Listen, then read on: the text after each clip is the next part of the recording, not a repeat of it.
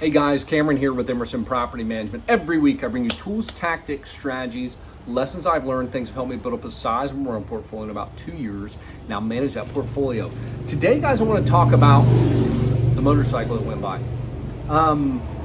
The myths of transferring your property management or to another property management company. So if you have a property and you're sitting here going, man, I'm having trouble with this property manager. They're not doing what I want. There's issues. God knows what it is. And I'm thinking about transferring. What does that look like?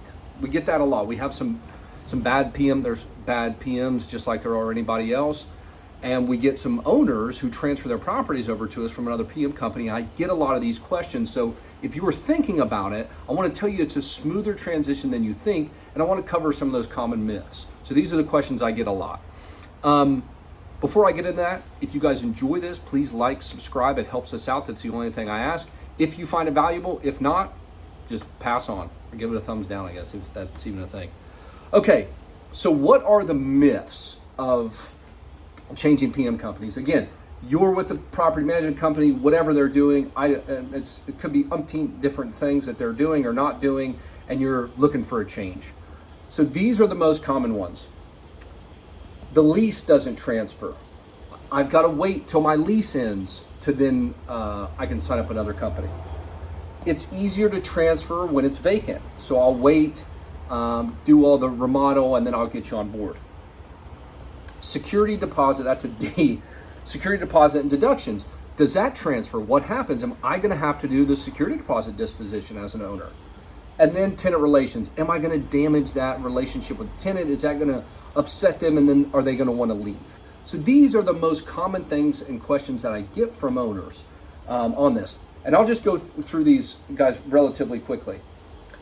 The lease doesn't transfer. This is not true. So your property management agreement is not contingent upon your lease. So what does that mean?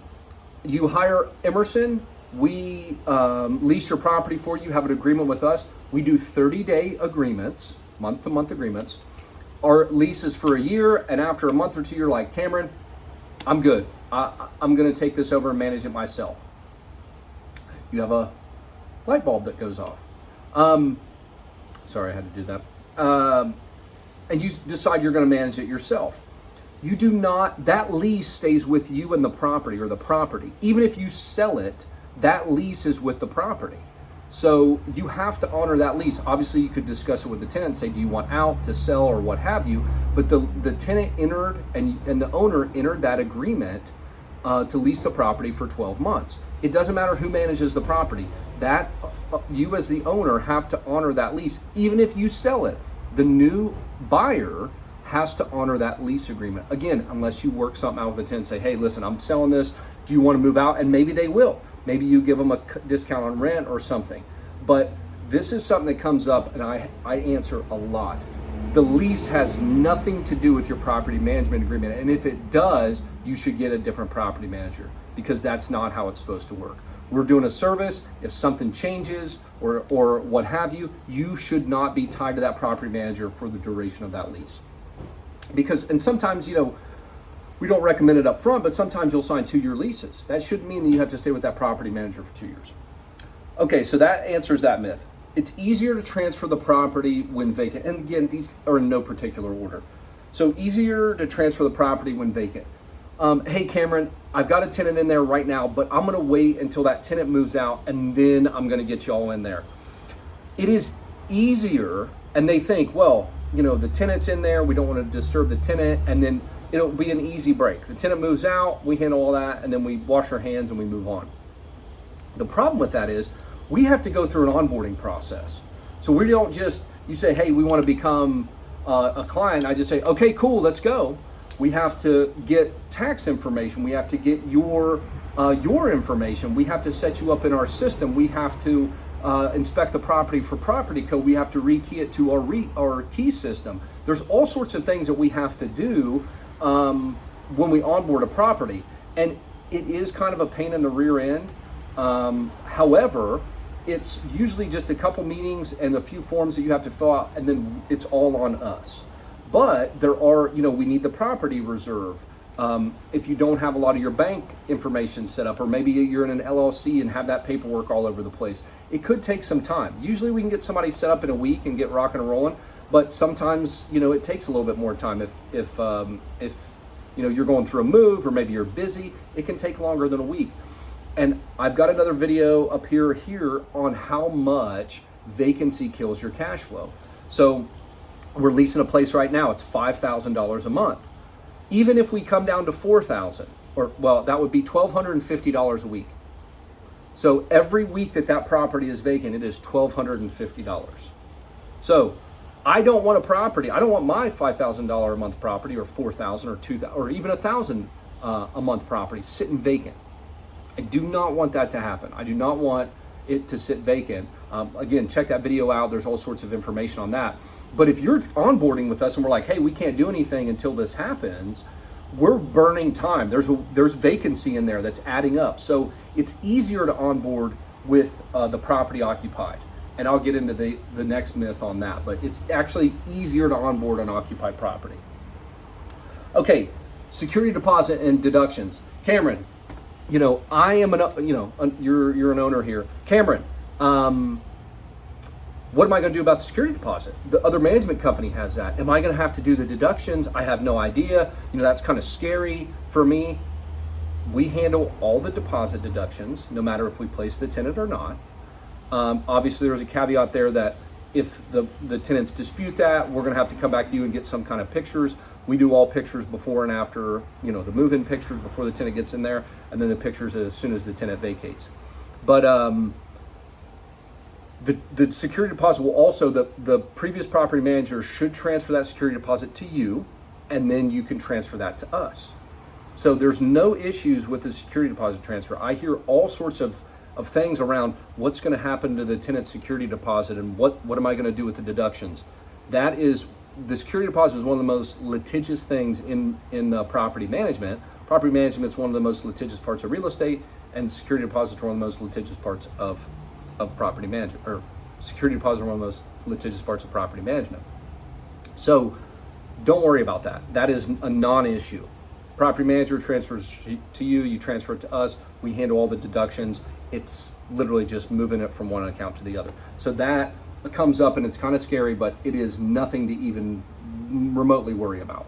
And then the last thing is, are you going to bother my tenant? Am I going to damage my relationship with my tenant when I go from, Jack B. Nimble, Jack B. Quick LLC, or property management company, to Emerson or whoever?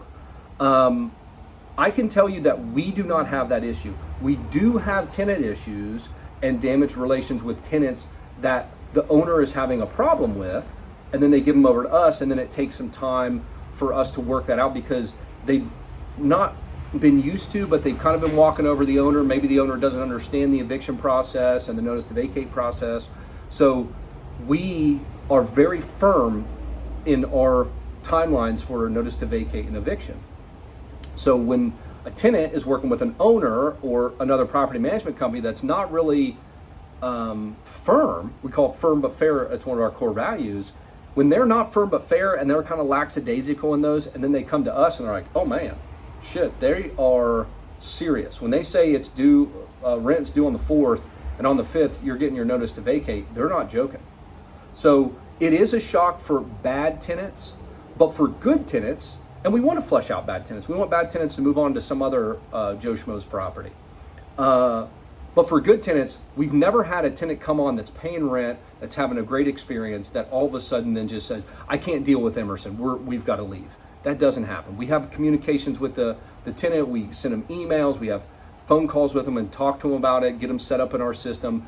It has not been one of those where they said, we can't deal with Emerson. And I'll tell you, if you're having a bad experience with your property manager, then when you go to a new property management company, that can actually be a big breath of fresh air. And we see that more often than not.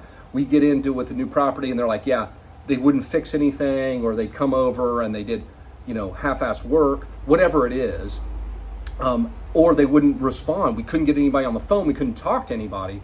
So this was one of those that we actually see that as being the tenant relations getting stronger.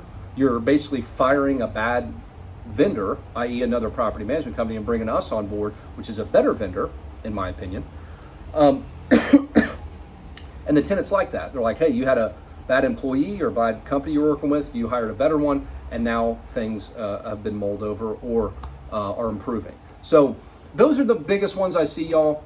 The lease, again, the lease does not depend upon the management company. The lease stays with the property. Even if you sell the property, the lease still stays with that property. It is easier to transfer an occupied property than a vacant property.